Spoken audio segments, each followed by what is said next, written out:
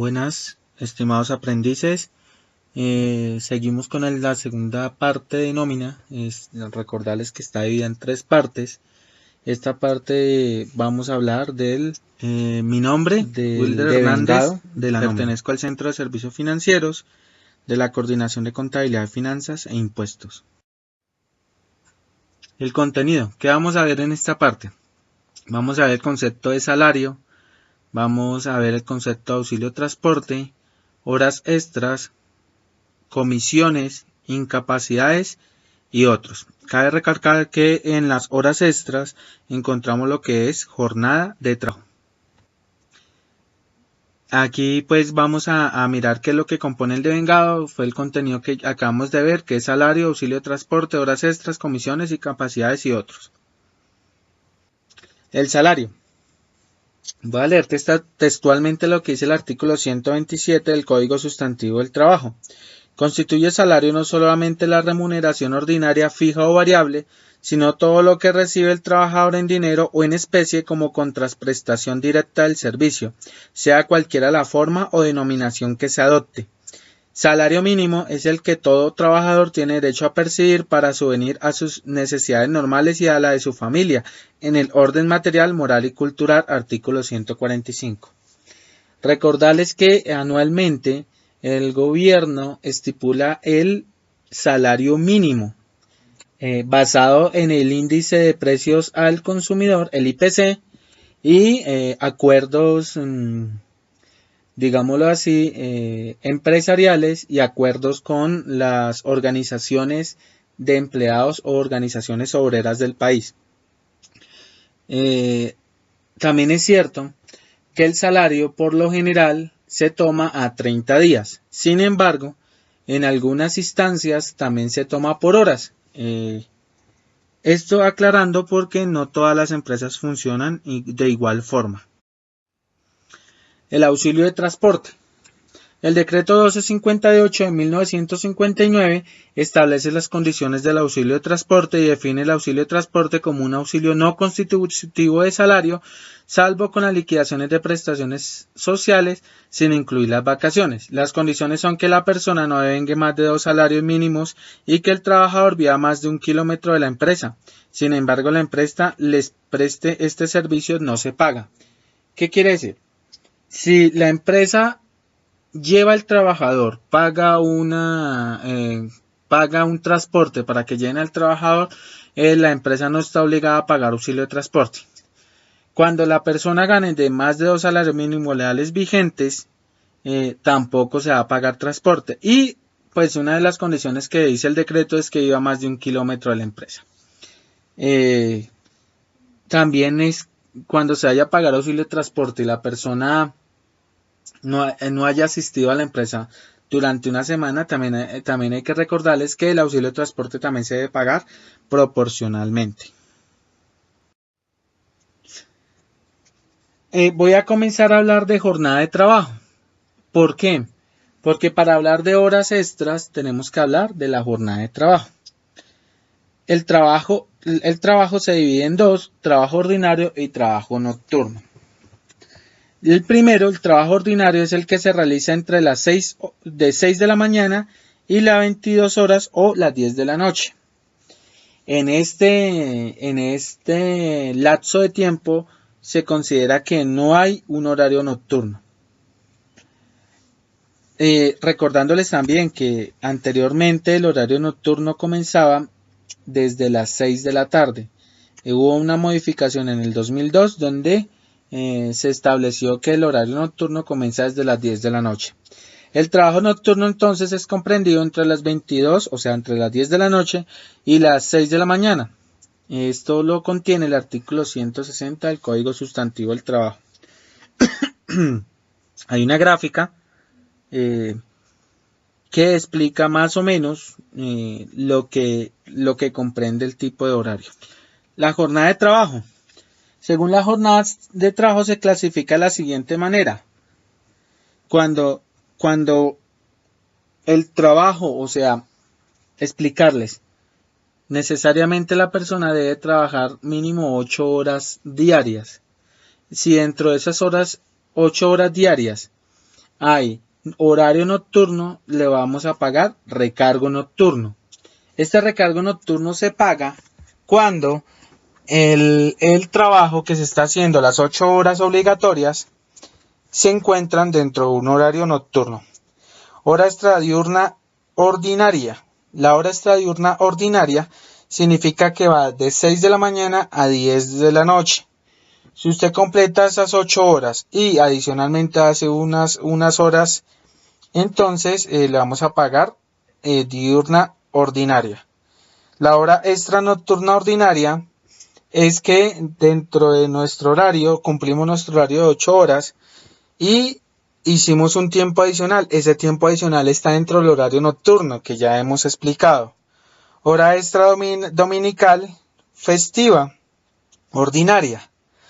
Es una hora extra que se realiza dentro, no es una hora extra, perdón, hay que aclarar que no es una hora extra, es que dentro de nuestro horario habitual de trabajo trabajamos un domingo y un dominical o un festivo, un lunes festivo. La festiva con recargo nocturno, pues es que nosotros tenemos el horario habitual, cae un domingo el horario habitual, pero aparte de eso, está en el lapso, esas 8 horas están en el lapso del horario nocturno. La festiva diurna, hora extra festiva diurna, es una hora extra que uno hace después de cumplir su horario habitual de trabajo y queda en un festivo. Lo mismo va a hacer con la festiva nocturna. Las horas extras es el que excede la jornada ordinaria, en todo caso el que excede la máxima legal, según artículo 159 del Código Sustantivo del Trabajo. Horas extras y recargo nocturnos. Es hora recargo nocturno 0,35, hora extra diurna que se realiza entre las 6 de la mañana y las 10 de la noche. Hora diurna ordinaria 1,25. Hora extra nocturna comprendida entre las 10 de la noche y las 6 de la mañana. La hora nocturna ordinaria se paga 1,75. La ordinaria dominical se paga con un recargo del 0,75. La hora extra diurna en dominical o festiva, hora ordinaria al 2. Y hora extra nocturna en dominical o festiva se paga al 2,5. Y esto es una interpretación del artículo 168 del Código Sustantivo. Tenemos un ejemplo. Un empleado tiene el siguiente horario, verificar qué horario adicional tiene. Ejemplo, de lunes de 7 de la mañana a 1 de la tarde y de 2 de la tarde a 7 de la noche. Él trabajó 11 horas. Significa que tiene 3 horas extras diurnas ordinarias. En la parte de abajo podemos observar cómo se hizo la contabilización. Sin embargo, si tenemos dudas, entonces lo que podemos tomar es, tenemos que contar 8 horas, que es el horario habitual de las personas, ¿cierto? Y por ejemplo el lunes de 7 a 1 contamos las horas, y si no alcanzan las 8 horas, entonces contamos de 2 a 7. Tan pronto cumplimos las 8 horas, entonces de ahí para adelante comenzamos a contar las horas de más que trabajó el empleado. Y ahí verificamos si es horario nocturno o horario diurno. Sin embargo, cabe aclarar que en esto, para poder calcular monetariamente estas horas, es tomar el salario base de la persona, dividirlo en 240 horas, ese resultado multiplicarlo por el número de horas y multiplicarlo a la vez por el factor que vimos en la anterior filmina. Cualquier duda, cualquier inquietud, vamos a ver algún ejercicio desarrollado en la tercera parte de este video. Las comisiones son pagos extras que se hacen al empleador por algunas metas alcanzadas y se pactan, pero lo que no se puede pactar es la naturaleza del pago. En este caso, las comisiones sí son constitutivas del salario. Esto lo habíamos nombrado ya en el auxilio de transporte. Las comisiones sí son constitutivas del salario. Artículos 127 y 128. ¿Qué pasa? Hacen base para EPS, para pensión, ¿cierto? Y cabe recordar que todas las empresas no tienen la misma forma de liquidar comisiones. unas tendrán un método y otras tendrán alguna situación diferente. Incapacidades. De acuerdo con el parágrafo 1 del artículo 40 del decreto 1406 de 1999, el cual fue modificado mediante el decreto 2943 del 17 de diciembre del 2013, estarán a cargo de los respectivos empleadores las prestaciones económicas correspondientes a los 2 primeros días de incapacidad originada por enfermedad general, tanto en el sector público como en el sector privado, en las entidades promotoras de salud a partir del 3er día y de conformidad con la normatividad vigente. También aclaro que las EPS pagan las 2/3 partes, según el Código Sustantivo del Trabajo y según los decretos, las 2/3 partes del día de incapacidad. Esto significa que, haciendo cuentas y interpretando la norma, se paga el 66,67% el día del trabajador. La ley no estipula que las empresas tengan que pagar también el 100%. Hay algunas empresas que, interpretando la ley, pagan el 66,67%. Sin embargo, no conozco ningún pronunciamiento al parte del Ministerio del Trabajo con respecto a este tema. Es importante tener claro qué es incapacidad de empresa y qué es incapacidad de EPS, porque dentro de la nómina vamos a dividirla. Primero que todo, porque a veces la empresa paga el 100% y la EPS paga el 66,67%. Y lo otro es que los días que está incapacitado el trabajador o el empleado, esos días no se le paga auxilio de transporte. Por lo tanto, debemos especificar dentro de la nómina este tipo de novedades. Recuerden que esto que podemos esto se llama una novedad, sin embargo es una novedad monetaria, por eso está en la parte del total de vengado. Otros se refiere a auxilio y demás, con el Código Sustantivo de Trabajo lo nombra en el artículo 127 del Código Sustantivo del Trabajo.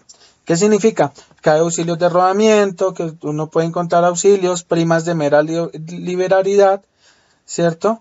Y otra cosa que encontramos en otros es el pago de vacaciones. Recordemos también que las vacaciones, cuando una persona se va a vacaciones, no se le paga auxilio de transporte durante esos días. Y también hay que especificar dentro de la nómina estos días. Hay trucos que hay que aprender. Por ejemplo, si la persona se incapacita dentro de sus vacaciones, las vacaciones se deben cortar y digámoslo así, prevalece más la incapacidad que las vacaciones. Por lo tanto, están otros y los auxilios de rodamiento también están otros. Era importante nombrarlos porque hay mucho más de vengados, pero los importantes es los que hemos nombrado hasta el momento. También hay que verificar el artículo 127 que nos habla de más pagos de vengados. En conclusión, en la tercera parte de este video encontraremos una nómina como tal, pero es importante aclarar que el tema de la nómina es demasiado extenso. Podemos aprender cosas básicas de nómina, podemos entender cómo liquidar horas extras, pero hay temas que es muy extenso, que incluso la legislación colombiana tiene muchos atenuantes.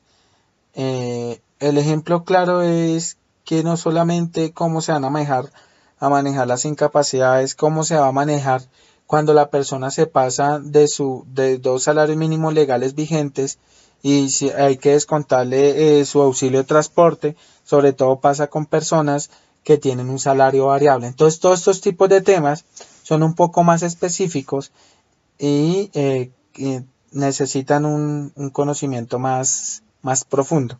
Sin embargo, lo que hemos visto hasta el momento y lo que hemos detallado es algo muy puntual y algo muy básico para que ustedes lleven conceptualmente en su cabeza qué significa la nómina, y comenzamos con lo que es total de vengado. El total de vengado es la suma de todos estos ítems que acabamos de ver y que finalmente hacen base para liquidar lo que es salud y pensión.